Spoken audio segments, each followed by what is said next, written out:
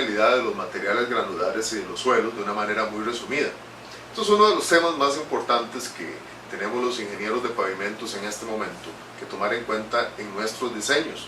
¿Esto por qué? Porque básicamente nosotros hemos trabajado solamente con el CBR como gran ensayo de laboratorio y hemos hecho poca referencia a la principal característica de esos materiales, que es la no linealidad, y ya la vamos a abordar rápidamente. El otro tema es que asumimos que las propiedades simplemente o se sacan de los números estructurales, con lo cual yo difiero ampliamente los números estructurales de Ashton, o corresponden a propiedades lineales, o sea que en todo el espesor de la capa el valor del módulo es el mismo. Básicamente el módulo de resiliencia igual al CBR por algún factor.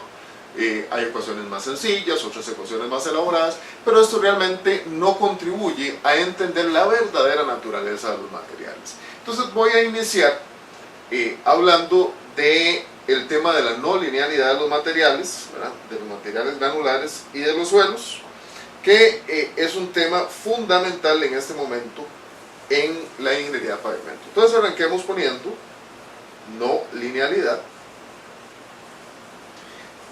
y esa no linealidad la podemos capturar a través de un ensayo, que es un ensayo dinámico de carga haversiana, triaxial, donde bajo muchas condiciones de esfuerzo podemos determinar si el comportamiento del material es de una u otra manera dependiendo de las condiciones de carga que está expuesto. Entonces, ese es el ensayo que está expuesto en AASHTO T307 y bueno, pues básicamente tenemos una probeta de ciertas dimensiones donde aplicamos esfuerzos desviadores, ¿verdad? Y esfuerzos de confinamiento, que es el sigma 3 de compresión que todos conocemos, es el que estoy graficando, el sigma 3 de compresión, y un esfuerzo desviador que aplicamos de manera dinámica en el eje perpendicular de la muestra. El desviador siendo entonces el esfuerzo principal mayor, el esfuerzo de confinamiento, el sigma 3, más el esfuerzo desviador. Recordando que el esfuerzo desviador no es de características constantes, sino es una carga dinámica haversiana, como lo estoy ilustrando aquí.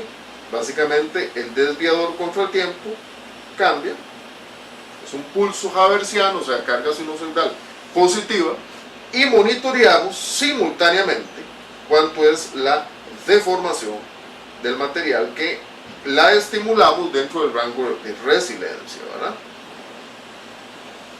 Básicamente buscamos que la deformación permanente sea muy bajita. Entonces básicamente esa es la característica del ensayo que estamos midiendo, según el protocolo de AASHTO T307, que ha sido muy estudiado. El otro tema es que al ser un material no lineal, ¿qué quiere decir esto? Que su módulo depende del estado de esfuerzos, que es lo que voy a empezar a graficar aquí, que es básicamente que el esfuerzo, si uno grafica el esfuerzo desviador contra la deformación, si uno grafica el esfuerzo desviador contra la deformación, vamos a tener un comportamiento no lineal, eso es lo primero. Pero ese comportamiento no lineal va a depender del esfuerzo de confinamiento. Entonces por eso aquí le llamo a uno sigma 3A, a otro le llamo sigma 3B y a otro le llamo sigma 3C.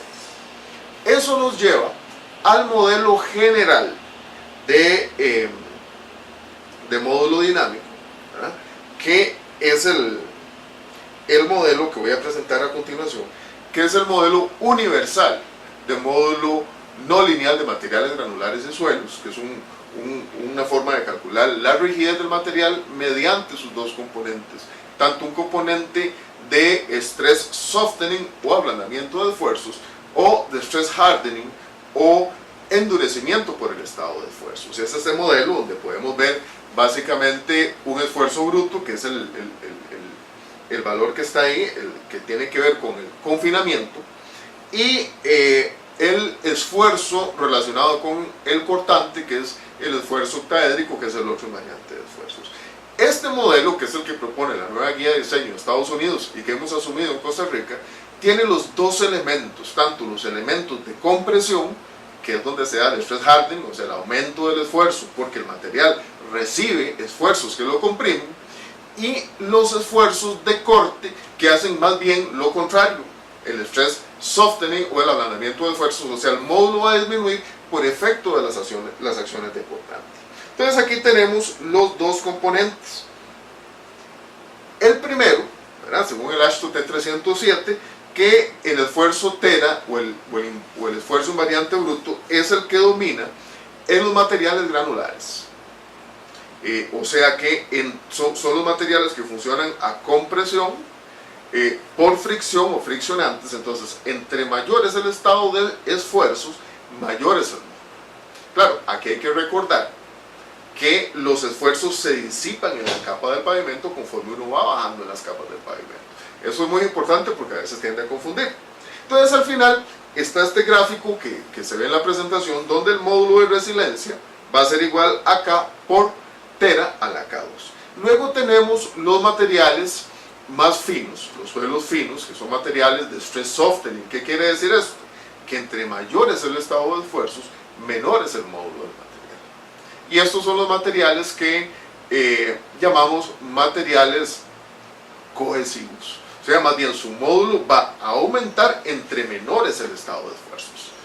Eso tiene que tomarlo en consideración a la hora de diseñar el pavimento, e implica una serie de subrutinas que hacen que el módulo semilla que uno pone vaya convergiendo en distintas subcapas que uno determina al principio del diseño. Esto lo vamos a ver en otra presentación y es un tema más que requiere de más tiempo para ser desarrollado, que no voy a tomar el tiempo hoy. Entonces, al final, tanto el modelo de stress softening como de stress hardening se combinan en el modelo universal de diseño del pavimento. Entonces, ¿qué pasa ahora? Vamos a tener un comportamiento dual que tiene que tener uno mucho cuidado, y que es diferente entre las bases granulares y las subbases respecto del suelo. Y eso es lo que voy a graficar en este momento. Eso es lo que voy a graficar en este momento, que es cómo se distribuyen esos esfuerzos para abajo en el diseño del pavimento. Entonces aquí podemos ver, por ejemplo, un pavimento de mezcla asfáltica en caliente, que tiene su parte superior de mezcla asfáltica en caliente.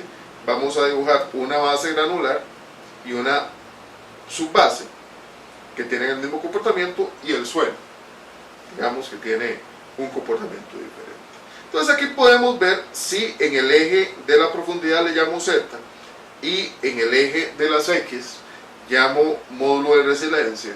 Podemos ver que el módulo de los materiales granulares va disminuyendo conforme bajamos dentro del pavimento. Y ustedes me dirán, ¿por qué? Bueno, porque entre más arriba estoy, tengo más carga de las llantas de los vehículos o de los camiones. Entonces el módulo es mayor. Mientras que en el caso de los suelos, si dibujo lo mismo, ¿verdad?, más bien conforme voy disminuyendo dentro del pavimento, el módulo va aumentando, porque el estado de esfuerzos es menor. Y esos son los comportamientos que tenemos que tener claro a la hora de diseñar el pavimento.